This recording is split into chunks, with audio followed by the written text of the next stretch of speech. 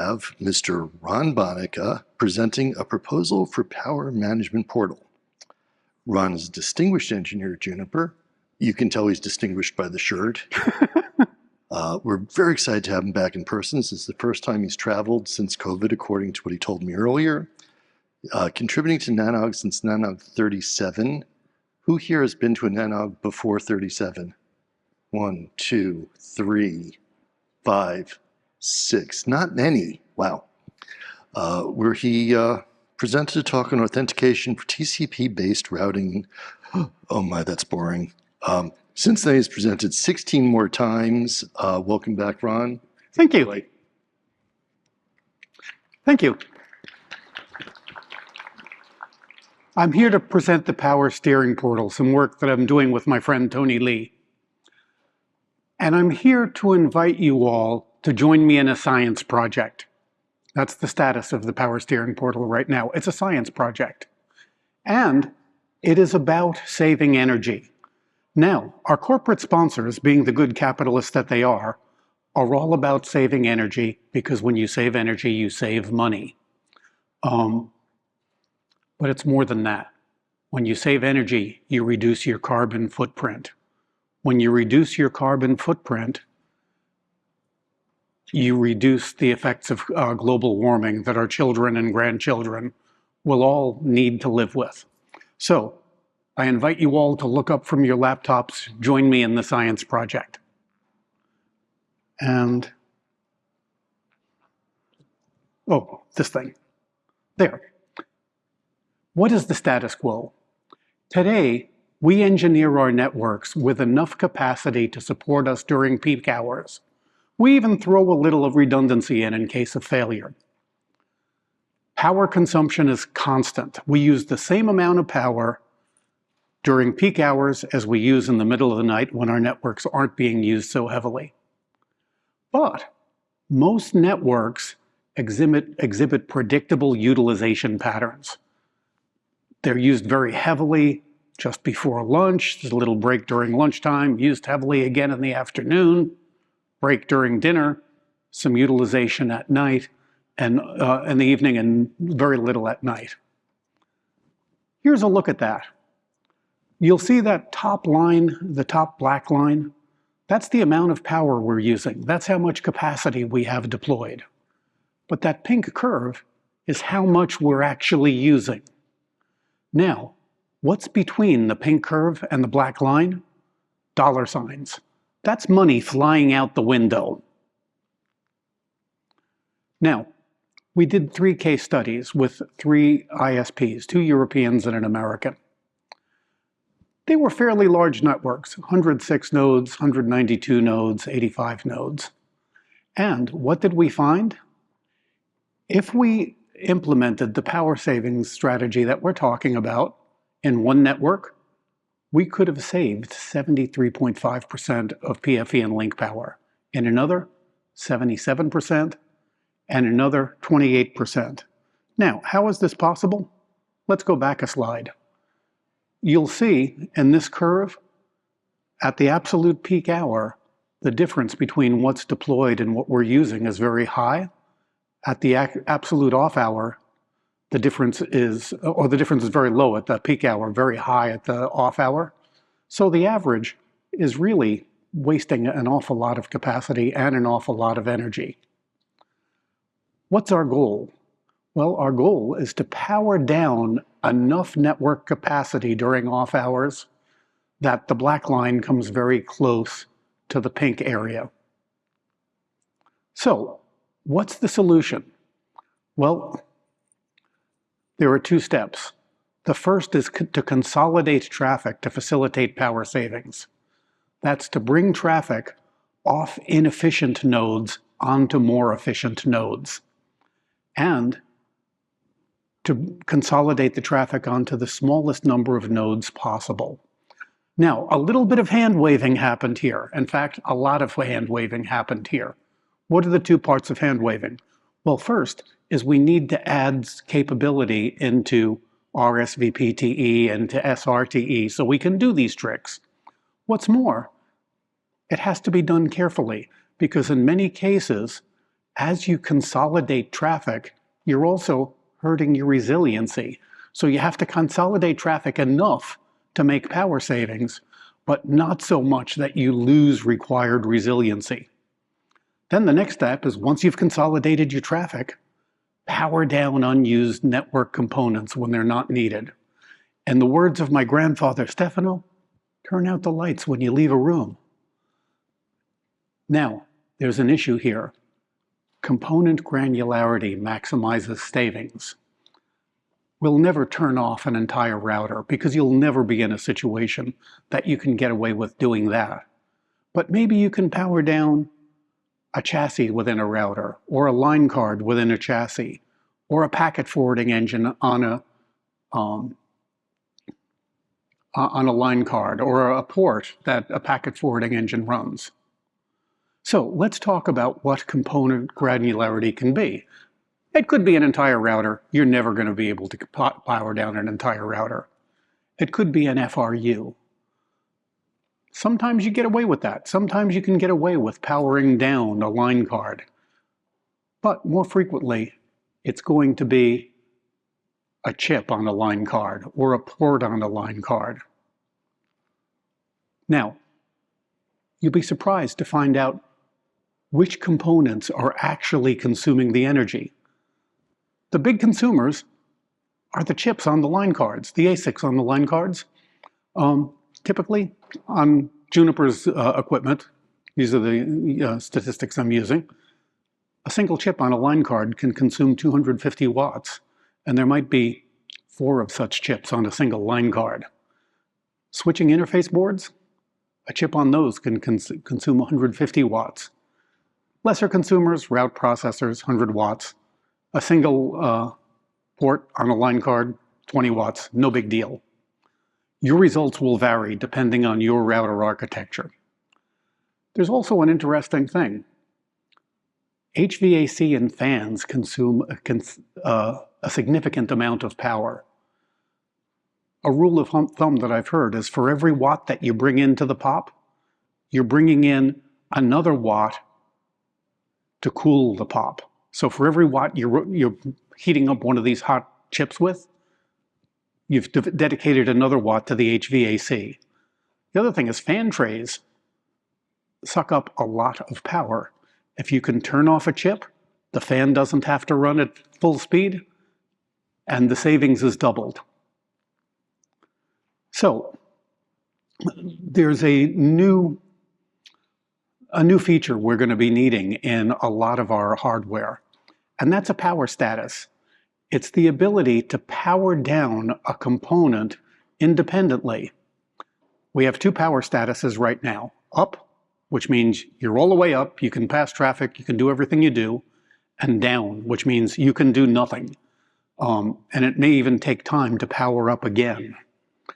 The idea is to be able to power up and down components independently.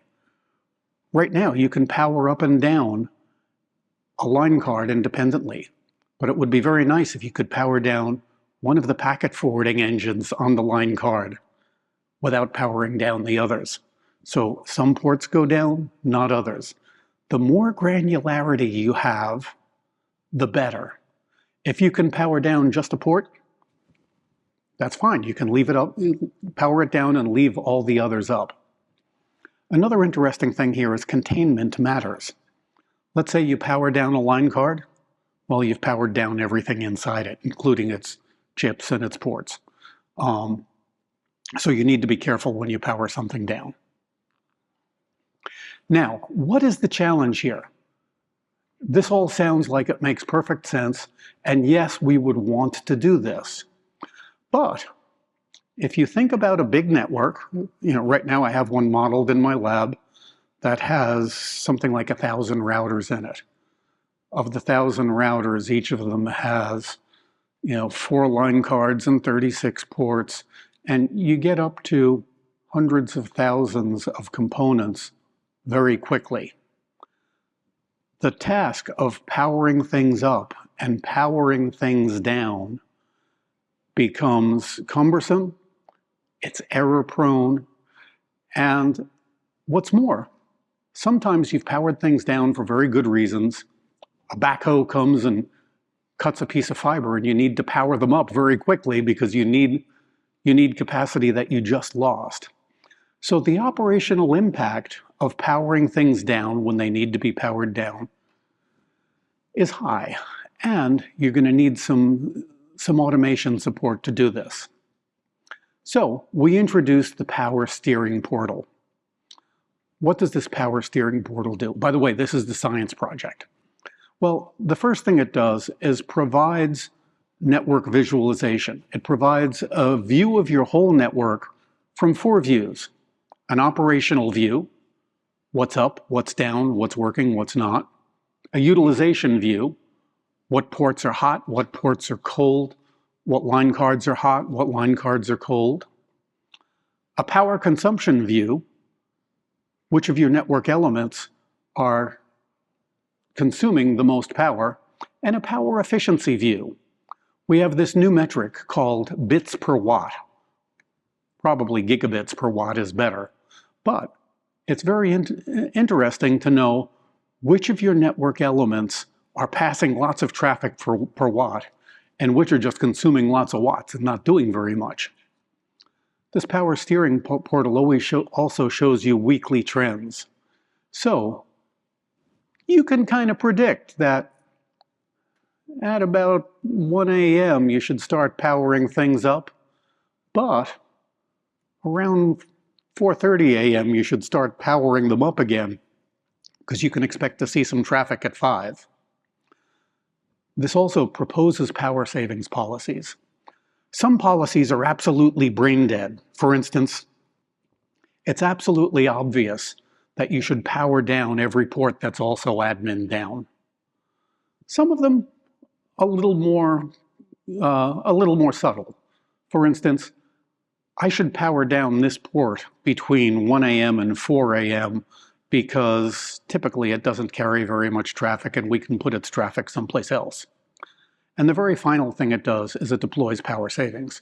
It has a big red button that says, there's a power savings that this thing has proposed. I've reviewed it. I think it's a good thing. Deploy it. Now, what is the status of this project right now? It is strictly a science project. And the reason I'm here is to solicit co-inventors. In my history, I've operated a network, but it's been 20 years since I've operated. Oh my God, it's been 20 years since I've operated a network. And I need advice from you folks. What works? What doesn't? When you look at the GUI I've presented, is it intuitive? Is it a mess? I'm here to solicit your input and co-inventors. If you're interested in contributing to the project, here are 2 email addresses. Please contact us. Now, there are some questions that I anticipate, so I'm going to bring them up before I ask for questions. The first is security considerations. This is a network management function. And it is very important that your network management functions are secure. If somebody compromises this thing and starts powering down network elements that shouldn't be powered down, it will be a very bad day. But that's nothing new to you guys. It's exactly the situation you're in with all your network management functions. Likewise, if the communication between the power management portal and the network element is compromised, it would be a bad day. But you're used to that. The next question is, why are there only 2 power states for the new network, for network elements? And a third has been suggested, a standby state. Right now we have 2 states, all the way up, all the way down. When you power up from all the way down, it might take some time. It would be a good idea, maybe, to have a standby state where you maintain state. You don't need to reestablish state when you power up, and you could go from the standby state to the up state much more quickly than the down state to the up state. Well, this might be a good idea, but there's a problem. The first problem is there's no widespread agreement on what the third state should be. Should it be standby? Should it be something else? Second is, even if there was widespread agreement, it's not implemented, or it's not implemented widely. So it would take years for it to be implemented, and then once something's implemented, it needs to be tested and it needs to be deployed, and that would take a few more years. So even if we were to agree on what the third state should be, right here in this room today, we wouldn't see it widely deployed until 3 years from now, 4 years from now. By then, I certainly hope you guys will be running this project, and I won't. In any event,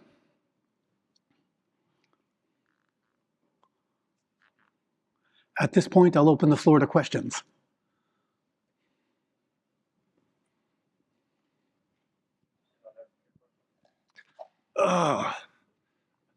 Questions? Do we have questions? Do we have a question from the outside world? Yes, we do. We have a question from Alex Ladsko from NetBusters.com. I know this guy. So do I. How do you deal with the issue of remote optical alarms if you power down an interface and the other end doesn't know what, for whatever reason, it was turned down? Routing protocol draining has been dealt with via BGP via community for BGP. Apologies. That is an excellent question to which I do not know the answer. If you're powered down and a backhoe cuts the link, how do you know? You won't know until you power up again. We've thought about this. One possibility is to power up occasionally just to see that the link is still there, and then power down again. But without power, there's no way. By the way, this is a good argument for that intermediate state. Powered up just enough to tell if the link is up, but not powered all the way up. I didn't bring my laptop, so I can't type a rebuttal.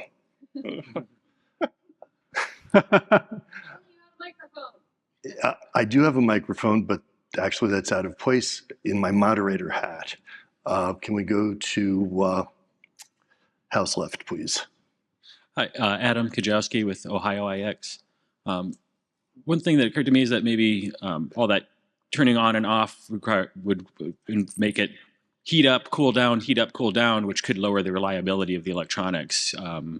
Having those. This is an excellent question. In fact, we're doing experiments right now with our own hardware, heating it up, cooling it down, heating it up, cooling it down, to see what effect it has.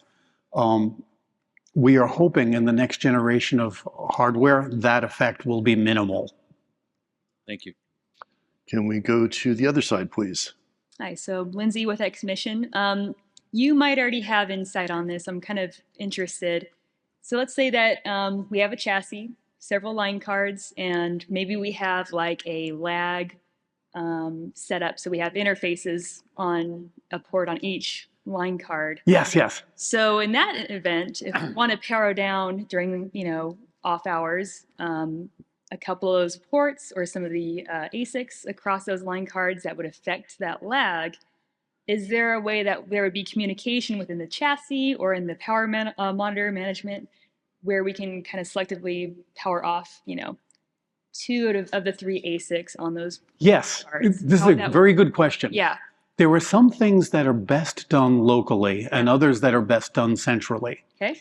Let's say for a minute, your example, that you have a lag.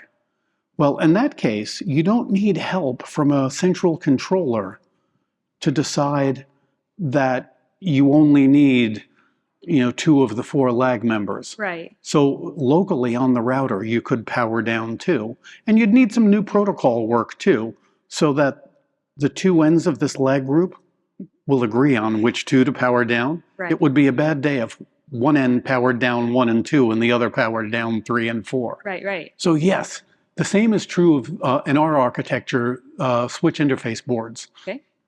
On some of our routers, you can have 6 of them. During off hours, you only need 2. You can power down 4, and that can be done locally. But yes, you're bringing up the issues that still need work. For instance, there's protocol work that needs to be done, so we can decide which 2 lags to bring down. The other thing is there's some theoretical work that needs to be done. Right now, if you're building a lag, you might decide to put each element of that lag on a different line card or on a different PFE. Right. for resiliency's sake. Well, now maybe you want to revisit that decision, sacrifice a little resiliency for power savings. Right, okay. Now, what's the right blend between resiliency and power savings? There is a whole new world of thought and research to enter to figure out what the answer to these questions are. That's why I'm inviting you all to the science project. Am I here because I have a product and I know the answers? No. If I knew the answers, there'd be a salesman here. I'm here because of an exciting science project. Actually, can we see if there's somebody from the outside? Oh, I'm sorry. There are two, so we'll do it this one first. Matthew Patach, the heckler, unaffiliated. Great talk, Ron. While this sounds great from a power perspective, it sounds like it would introduce much more instability and churn in the routing tables as core links and line cards are powered up and down throughout the day. Are we potentially trading carbon efficiency for network chaos by doing this? That is an excellent question, and it goes to the last comment I made. There's a whole new bunch of science about how much we're willing to trade. How much resiliency are we willing to trade? How much stability are we willing to trade for those many dollars and those many tons of carbon in the air? And the answers to this, I do not know. It's a new science. Let's figure out the answers. And we have the present person. Sean from ByteDance. So I have a question regarding the current ASIC design. So if you look at the modern CPUs for laptops and phones, they have like many power states, and they can partially turn off part of the chips. And I wonder if there are kind of similar features in our network ASICs. And I feel the power saving should be more geared towards like ASIC design instead of like those more granular control. I'm not aware of any chips that allow you to turn off only part of a chip. However, I am aware of line cards that have many chips, some of which could be turned off independently. But if a chip manufacturer came up with a chip that said, I can turn off 2 cores and leave 2 cores up or 5 cores up, that would be a good thing. Yeah, I feel that's the current trend. I don't know. Yeah, I don't know. I'm not aware of any such chips. Okay. Kate, do we have something else from the outside? Yeah, one last question from Chris Woodfield, i3d.net. Has there been any interest from network silicon vendors in chip designs that are able to ramp their power utilization up, down, and up depending on the traffic load? I do know of at least one chip that can ramp up and down its power depending on traffic load. I don't know of any others. Most of the ones I know of, when they're under high load, they use 100%. Under very low load, they might dip down to 80%, but they're pretty much the same. But I do know of at least one vendor that is doing exactly that. Okay. Are there any more questions from the assembled masses in the room? Going once, going twice. One more. Matt from Westmoreland Coal. Just a quick question. So obviously the power savings, it's kind of the cost savings on the power savings is going to be the main goal, but what about also extending the life of the devices and the components by not having them running 24/7? Is that also not there? Actually, we're more worried about the opposite problem. We're worried that we will actually decrease the life of the device by powering them up and powering them down. That's why we're doing the extensive testing to see how badly will this hurt. We're hoping that it doesn't hurt at all. And if it does hurt, we're hoping we can figure out why and fix it. Okay, thank you. So where were we? Going once, going twice. Sold to the man in the loud Hawaiian shirt. Thank you. Thank you. Take care. Thanks.